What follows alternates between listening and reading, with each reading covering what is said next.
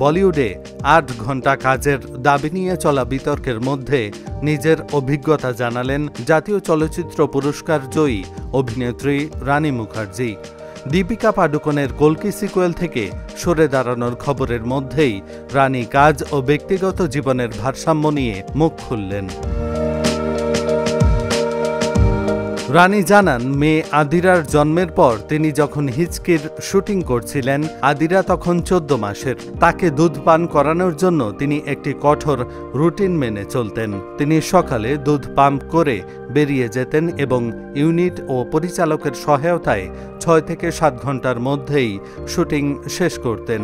এতে ট্রাফিক শুরু হওয়ার আগেই তিনি দুপুরের মধ্যে বাড়ি ফিরে আসতে পারতেন। তার কথায় এই বিষয়গুলো এখন আলোচনায় এসেছে, কারণ হয়তো মানুষ বাইরে এগুলো নিয়ে কথা বলছে, কিন্তু এটা সব পেশাতেই একটা স্বাভাবিক ব্যাপার। আমিও করেছি, নির্দিষ্ট সময় ধরে কাজ করেছি। যদি প্রযোজক রাজি থাকেন তাহলে ছবিটা করা যায়, না থাকলে করা যায় না।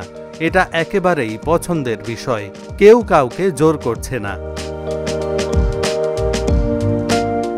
পুরুষরা সন্তান জন্ম দিলে পৃথিবীতে কোনো যুদ্ধই থাকতো না উল্লেখ করে রানী বলেন, ভাবুন তো, যদি পুরুষদের সন্তান জন্ম দিতে হতো তাহলে তারা সবাইকে পাগল করে দিত। এখন তাদের হাতে অনেক সময়, তাই যুদ্ধ করছে।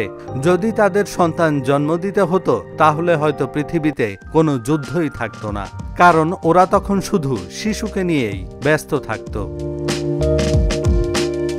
কারণ আমি মনে করি পুরুষরা এই অসাধারণ অভিজ্ঞতা থেকে বঞ্চিত, একটি শিশুকে জন্ম দেওয়ার অভিজ্ঞতা।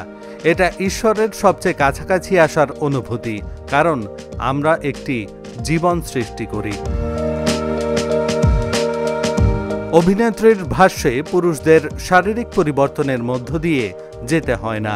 আমরা মা হওয়ার সময় শারীরিক ও মানসিক পরিবর্তনের মধ্য দিয়ে যাই। আমি মেয়ে হয়ে খুবই খুশি। আমি এটা কোনো কিছুর বিনিময়ে পরিবর্তন করব না।